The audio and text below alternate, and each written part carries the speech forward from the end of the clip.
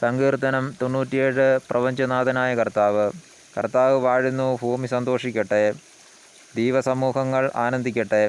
മേഘങ്ങളും കൂരിരുട്ടും അവിടുത്തെ ചുറ്റും ഉണ്ട്. നീതിയും ന്യായവും അവിടുത്തെ സിംഹാസനത്തിൻ്റെ അടിസ്ഥാനമാണ്. അഗ്നി അവിടുത്തെ മുമ്പേ നീങ്ങുന്നു, അത് അവിടുത്തെ വൈരികളെ ദഹിപ്പിക്കുന്നു. അവിടുത്തെ മിന്നൽ പിണരുകൾ ലോകത്തെ പ്രകാശിപ്പിക്കുന്നു. ഭൂമി അത് കണ്ട് വിറകൊള്ളുന്നു. ഭൂമി മുഴുവൻ്റെയും അധിപനായ കർത്താവിൻ്റെ മുമ്പിൽ പർവ്വതങ്ങൾ മെഴുകുപോലെ ഉരുകുന്നു. ആകാശം അവിടുത്തെ നീതിയെ പ്രഘോഷിക്കുന്നു. എല്ലാ ജനതകളും അവിടുത്തെ മഹത്വം ദർശിക്കുന്നു. വ്യർത്ഥ ബിംബങ്ങളിൽ അഭിമാനം കൊള്ളുന്ന വിഗ്രഹാരാധകർ ലജ്ജിതരായിത്തീരുന്നു. എല്ലാ ദേവന്മാരും അവിടുത്തെ മുമ്പിൽ കുമ്പിടുന്നു. സിയോൻ ഇത് കേട്ട് സന്തോഷിക്കുന്നു.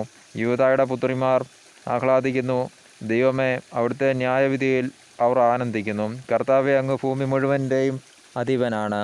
എല്ലാ ദേവന്മാരെക്കാൾ ഉന്നതനാണ്. തിന്മയെ ദ്വേഷിക്കുന്നവനെ കർത്താവ് സ്നേഹിക്കുന്നു. അവിടുന്ന് തൻ്റെ ഭക്തരുടെ ജീവനെ പരിപാലിക്കുന്നു. ദുഷ്ടരുടെ കയ്യിൽ നിന്ന് അവരെ മോചിപ്പിക്കുന്നു. നീതിമാന്മാരുടെ മേൽ പ്രകാശം ഉദിച്ചിരിക്കുന്നു.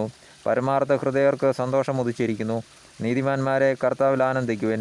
അവിടുത്തെ വിശുദ്ധനാമത്തിൽ കൃതജ്ഞത അർപ്പിക്കുവിൻ. ദൈവമായ കർത്താവിന് സ്തുതി.